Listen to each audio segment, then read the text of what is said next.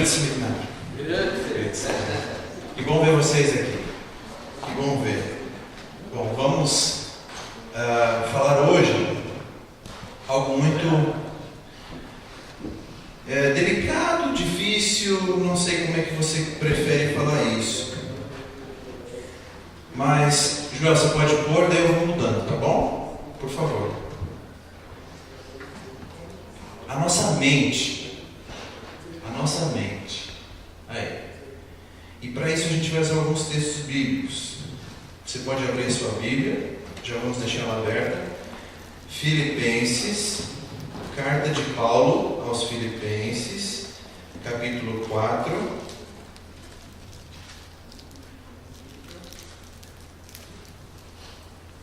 Carta de Paulo aos Filipenses, capítulo 4, versículo 8.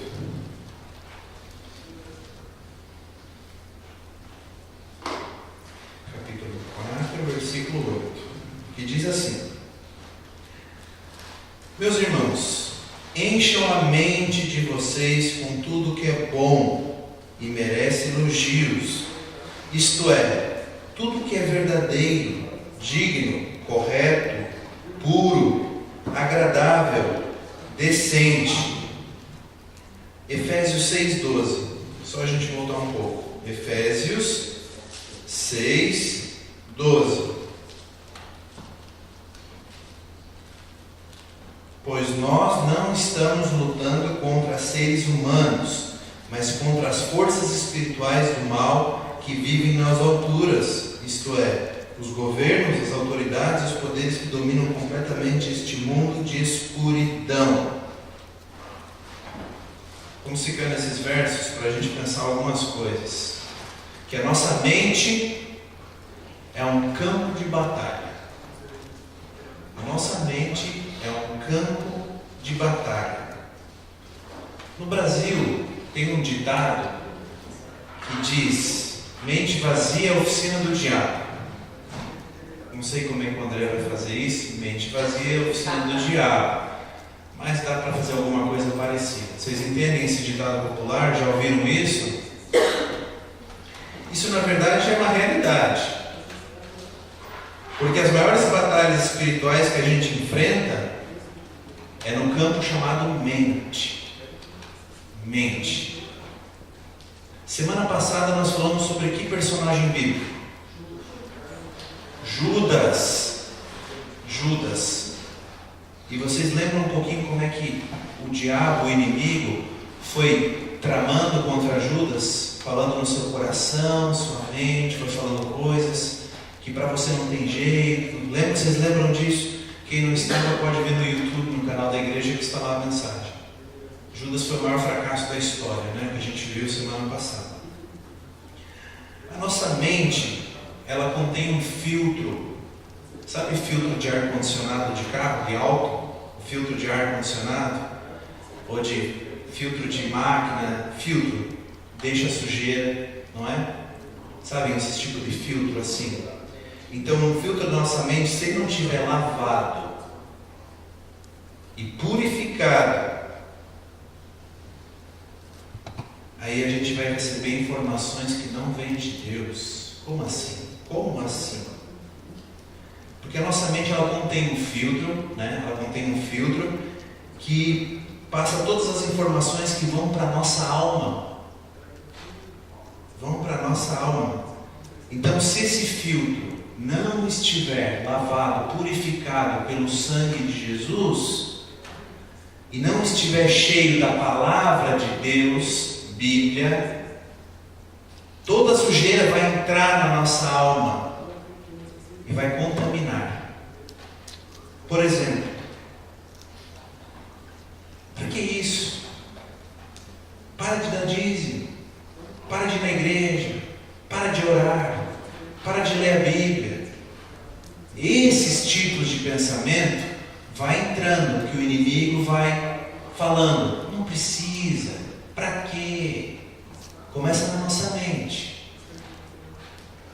E é que nem uma balança. Sabe aquela balança que você pesa e faz assim, e vai ficando assim a nossa vida. Daí o inimigo vai falando aqui, não precisa, e a gente, não precisa. Que nem Judas, o diabo falando assim, você não, pelo menos tira a sua vida, né? Porque para você não tem jeito. Né? O diabo falando na mente de Judas, no coração dele, que você traiu Jesus, cara, então para com isso, não tem salvação para você, não tem jeito para você. E daí a balança vai assim, daí a gente não tem ânimo para fazer as coisas, né? Porque a gente vai ouvindo isso, então a nossa mente tem que estar lavada e purificada com o sangue de Jesus. Ou seja, sempre alimentar. Não é só domingo, não é só sexta, não é só sábado. É todo dia um pouquinho. Todo dia um pouquinho.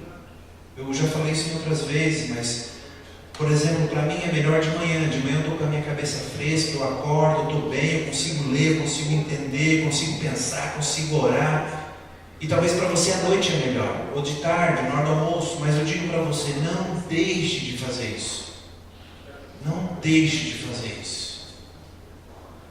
Não há cristão, crente em Jesus, seguidor de Jesus, que experimente lutas, batalhas e guerras. Esse capítulo 6 de Efésios, que a gente viu na Bíblia, Paulo está falando da armadura do cristão.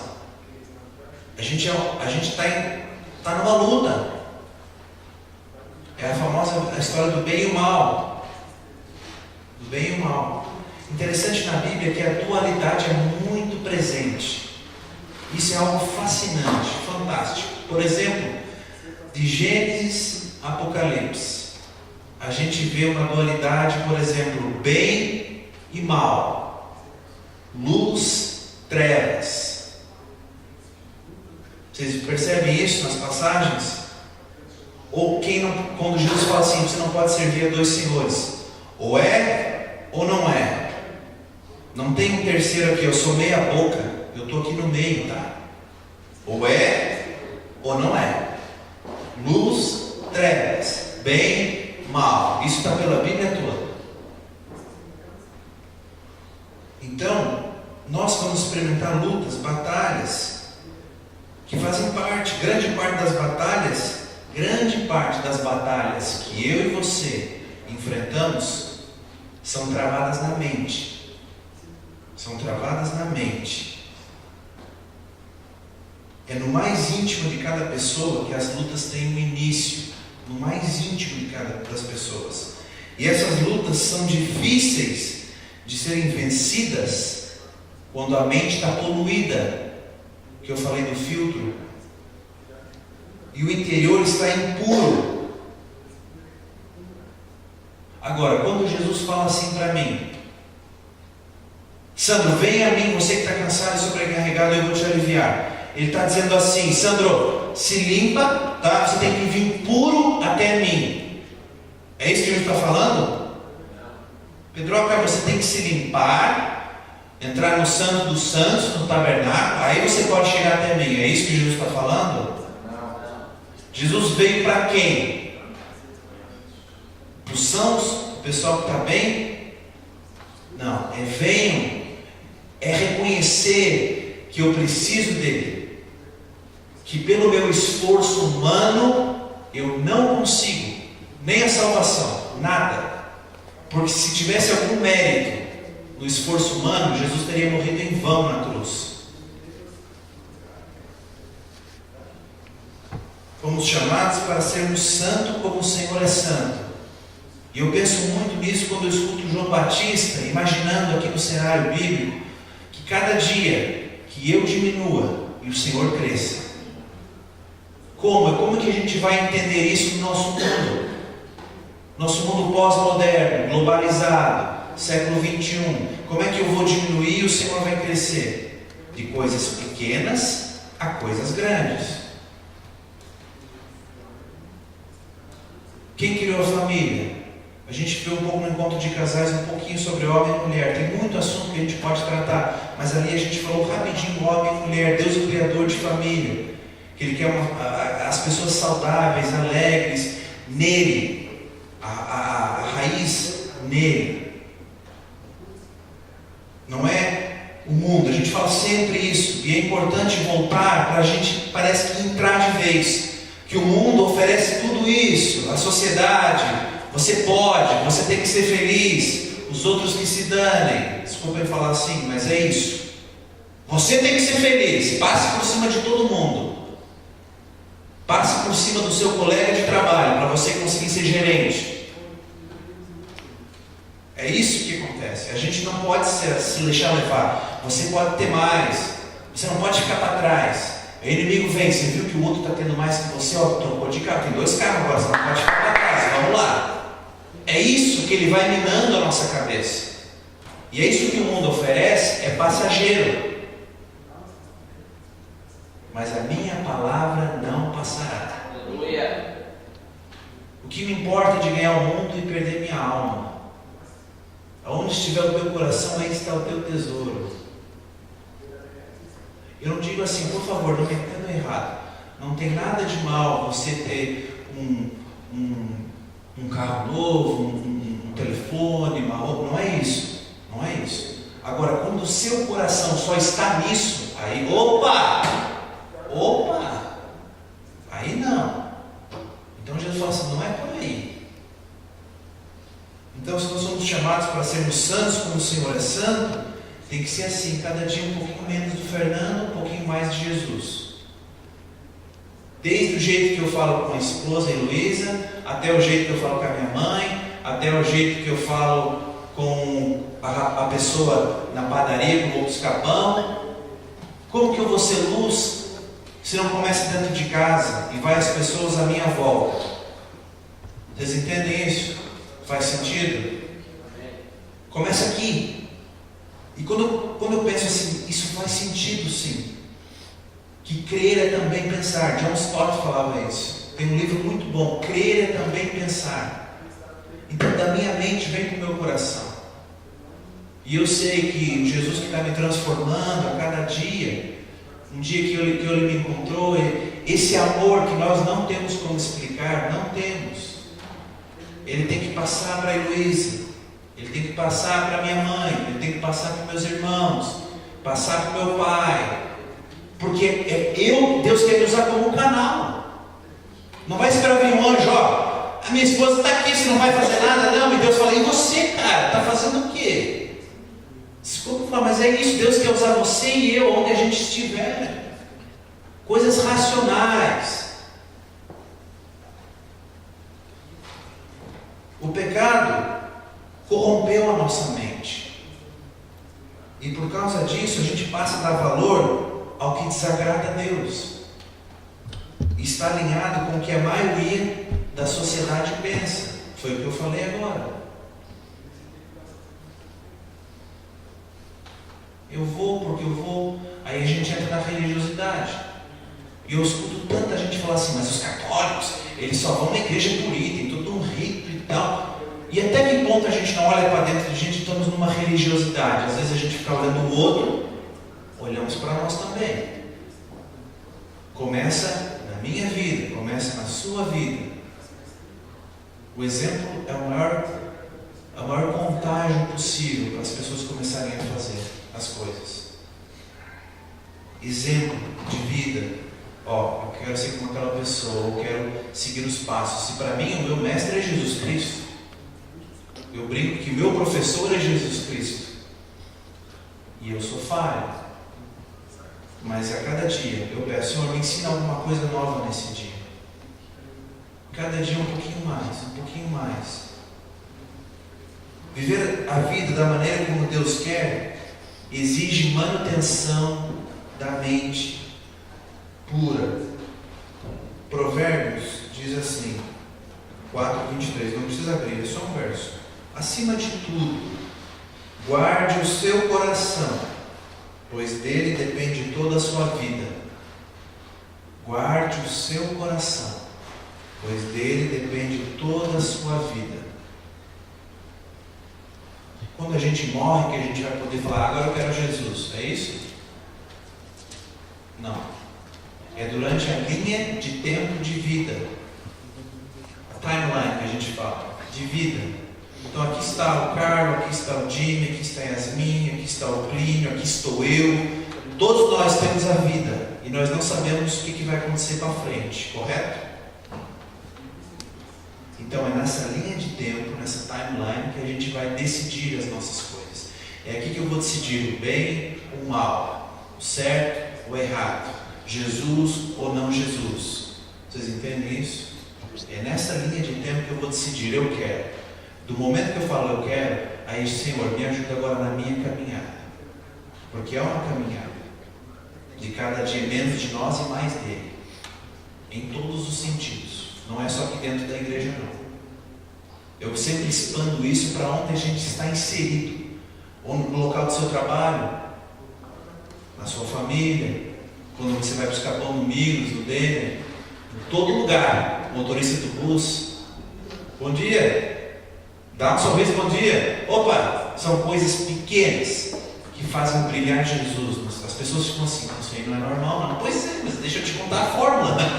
Vocês entendem como dá para ter abertura, para dizer por que a gente que crê em Jesus, segue Jesus, pode dizer que a abertura de evangelismo também não é algo assim, eu tenho que fazer, eu tenho que fazer, eu tenho que fazer. É natural. Deixa eu te falar quem está mudando a minha vida. Vamos tomar um café, vamos marcar um brunch. Eu gosto muito da autora Joyce Meyer.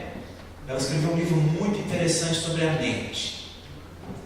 E ela diz o seguinte: os problemas das pessoas estão tão enraizados, presos em padrões de pensamento que na realidade produzem os problemas que elas experimentam na vida diária. Você pode, eu e você, podemos escolher a dor da mudança ou a dor de continuar do jeito que está.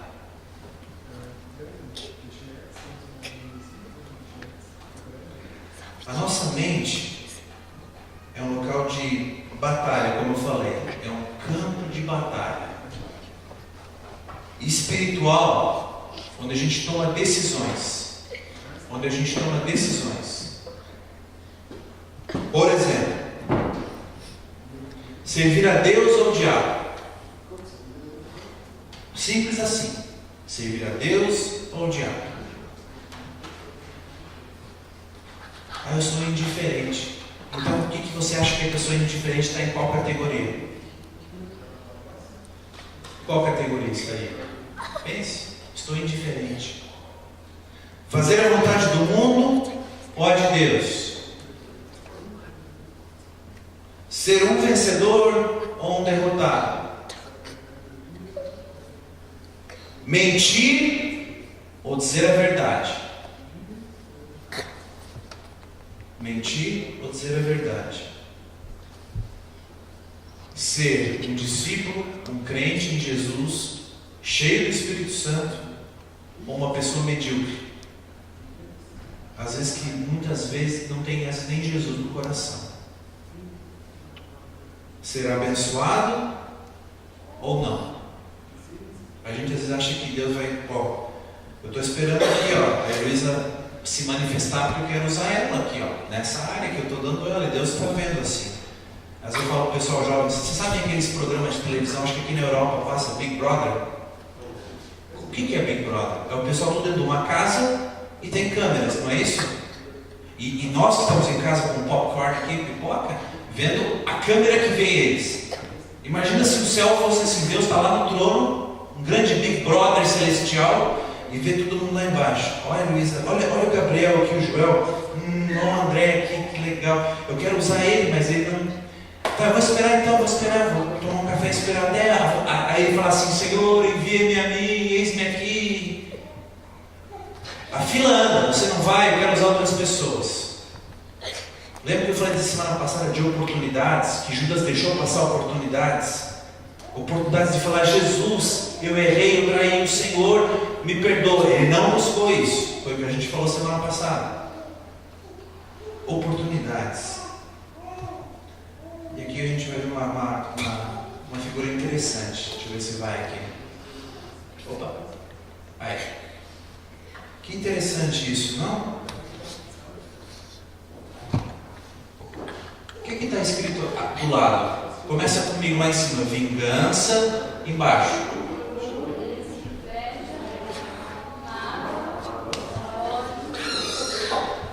Certo? Conserte a sua mente limpa, faça uma faxina. Vamos fazer o filtro de Jesus. Ódio, vingança, mágoa, orgulho que já está ali, soberba. Isso aqui são coisas que vêm de Deus. Deus quer que você... Fernando, você tem que ser cheio de vingança. Plínio, você tem que ser orgulhoso, porque você é bom. Carlos, você tem que ter uma soberba, porque afinal de contas você tem um master's degree, então você tem que ter soberba. Isso sobe na nossa cabeça. Isso é a coisa que a gente tem que fazer. Isso não tem que fazer assim. A pessoa te tratou mal, então trata mal ela também. Faz uma coisa para ela ficar, para ela também ter uma vingança. É isso que eles falam para você fazer, mas não o que Jesus fala. No campo da mente é que nós declaramos se a gente é derrotado ou vitorioso. Por exemplo, você prefere crer na palavra de Deus, aqui, ou nas mentiras do diabo, João 8,44? Porque ele é o pai da mentira.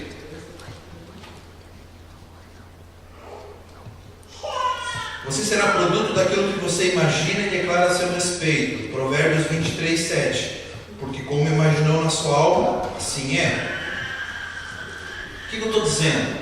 Se a minha mente e a sua mente estiver cheia da palavra de Deus, cheia do Espírito Santo, cheia de Deus, da fonte, certamente a gente vai ter pensamentos bons a respeito das pessoas. O que eu quero dizer? Mas eu vejo aquela pessoa, eu só vejo o que é mal. Eu vejo um problema, eu só vejo o que é mal. Eu não consigo ver nada bom. Eu tenho aprendido isso. Em cada situação ruim, em cada situação que você acha que não tem saída, tenta extrair coisas boas disso. Olhar com outros olhos. Aí eu falo assim, Jesus me ensina a enxergar com os teus olhos a pessoa, a situação, etc, etc. Os princípios contidos na palavra de Deus trazem cura para a alma. Salmo 19,7. A lei do Senhor é perfeita e restaura a alma. Alma. Uma das coisas mais difíceis para nós, seres humanos, é perdoar. É ou não é? Perdoar é esquecer? Não, isso é amnésia.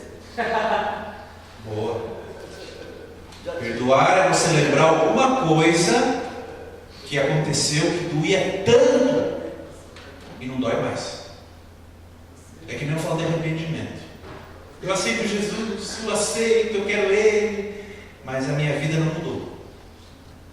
Arrependimento é não fazer o que eu fazia antes, seja o que for. Do momento que entrou Jesus, isso eu tenho que falar também aqui.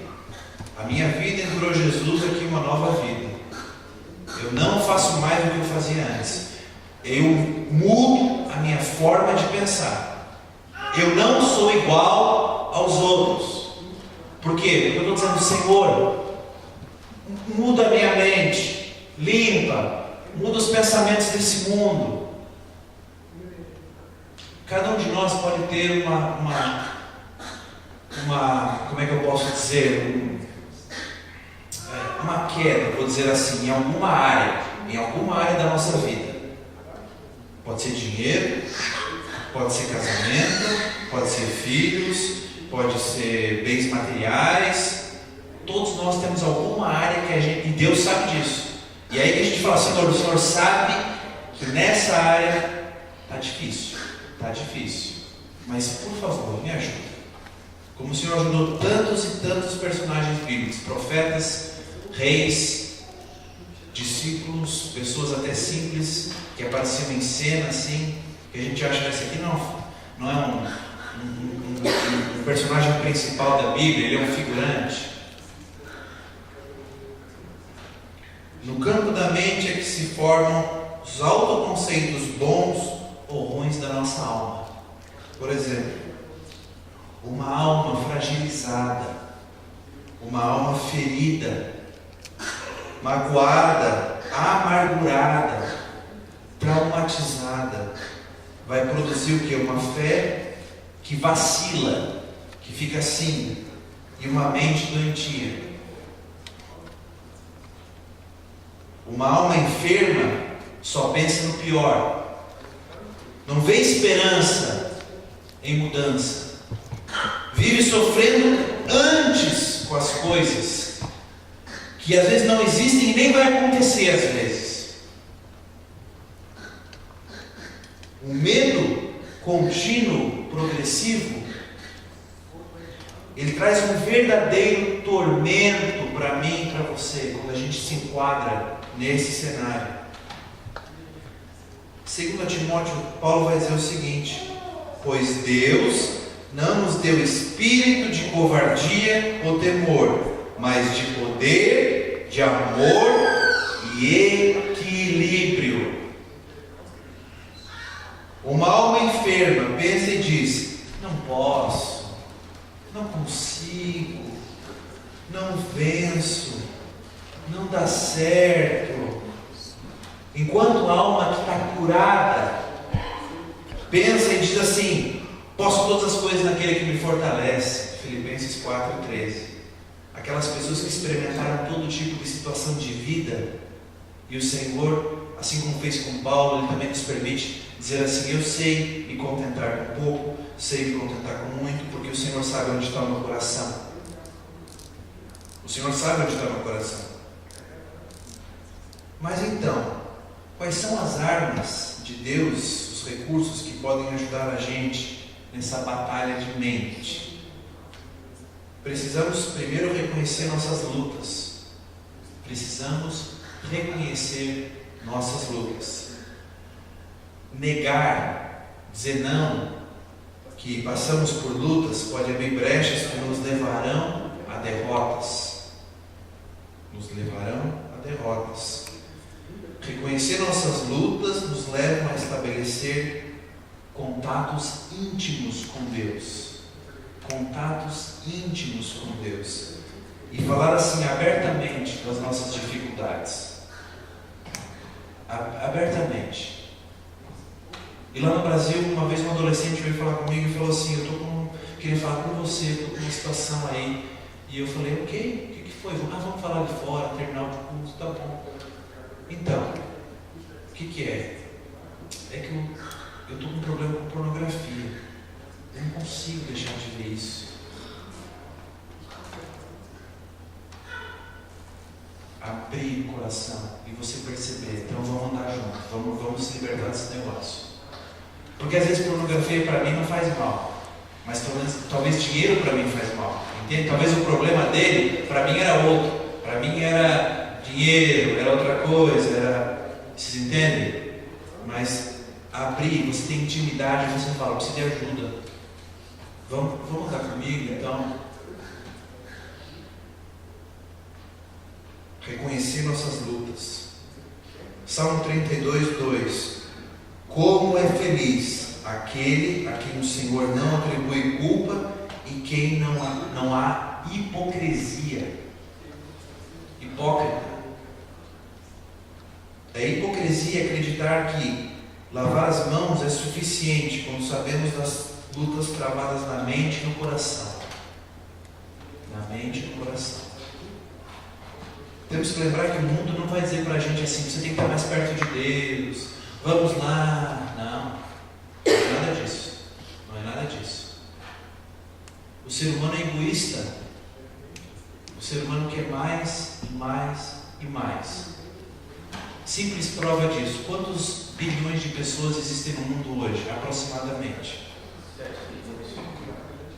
7 bilhões. Temos problema de fome no mundo? Temos gente morrendo de fome? Ok. Uma vez eu vi uma palestra de um CEO de uma empresa multinacional de coisa de comida, norte-americano, e ele falou assim: hoje, isso foi em 2014, o mundo produz alimentos, comida, para cerca de aproximadamente 13 bilhões de pessoas. Então como é que temos fome? Vocês entendem essa desigualdade como ser humano? Isso que o mundo vai te falar. E esses dias eu estava vendo uma coisa assim, olha, impressionante. Pessoal que gosta de futebol, sabe do jogador Neymar, que está no Barcelona, brasileiro? A multa dele é 190 milhões de euros. Aí teve umas equipes na Inglaterra que falaram assim, nós vamos pagar isso aí. Ou seja, nós queremos ele, nós vamos pagar 190 milhões de euros. E nós vamos dar um salário de 5 milhões por semana para ele. É um absurdo, não é isso? Aí você tem que ter mais. Tem que ter barco, tem que ter casa no sul da França, tem que ter lá no Rio de Janeiro, no Brasil. E você não pode, as pessoas não se contentam. Em 1 Coríntios 2, a gente vai ler que aquele que já reconheceu Jesus como seu Salvador, aquele que já reconheceu Jesus como seu Salvador, ele é habitado pelo Espírito. E temos a capacidade de fazer uma diferença, o que é espiritual, uma vez que temos a mente de Cristo. Quando enfrentamos uma batalha na mente, o Espírito Santo nos avisa. Presta atenção agora. Quando enfrentamos uma batalha na mente, o Espírito Santo nos avisa. Isso é perigoso. Não é o que Deus deseja para você. Nessa hora devemos lembrar que somos habitados pelo Espírito de Deus e temos a mente de Cristo. Temos a mente de Cristo. Precisamos de arrependimento, que eu falei, né? Muitas vezes pensamos que arrependimento está ligado só no momento de salvação, só nesse momento. Cada vez que a gente percebe que a gente dá espaço para a nossa mente pensar, planejar alguma coisa que não agrada a Deus, a gente deve se arrepender naquele momento e pedir: Senhor, tira esse pensamento da minha cabeça agora, em nome de Jesus. Porque é aí que o inimigo vem. E ele está onde mesmo? Ele está à nossa volta, né? Esperando o quê? Vamos ver, bom de Bíblias aí. O que ele está esperando? E o que ele vai fazer? Passar a mão na cabeça do Pedro, do Tom. Legal, continua com Jesus aí, super 10, super bravo. Não é isso? Eu descobri que agora você lá atrás, antes de Jesus, você tinha um problema com pornografia, então eu vou entrar de novo com isso aí com você. Era bebida, você era viciado, então vamos entrar nisso também. Brechas. Por isso que daí tem a advertência: aquele que está em pé, cuidado. A gente é naquela linha. Mais e mais de Jesus. É o que a gente fala, o que a gente pensa. A Bíblia nos garante que quando fazemos assim, recebemos o perdão e a purificação dos nossos pecados. 1 João 1,19. Aí que a gente falou de Judas. Não há pecado grande, pequeno, médio que Jesus não possa perdoar. Porque na cruz ele já levou todos os nossos pecados. Não tem essa coisa: eu sou muito mal, Deus não vai querer nada comigo. E Paulo, a história de Saulo, que era Paulo, vocês já viram a história dele? Quem que ele era e quem que ele se tornou? Prova que Deus pode sim e quer mudar a gente.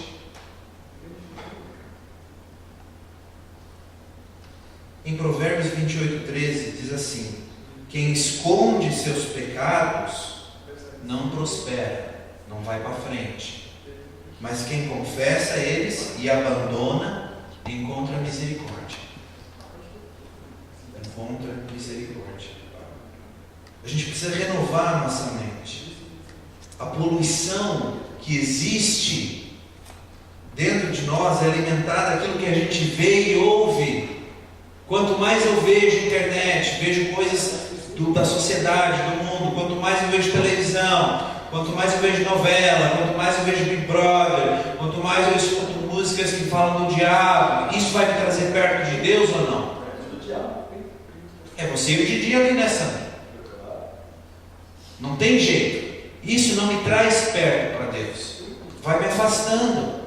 E se a gente ora, Senhor, eu quero estar perto de Ti, eu quero experimentar coisas maravilhosas.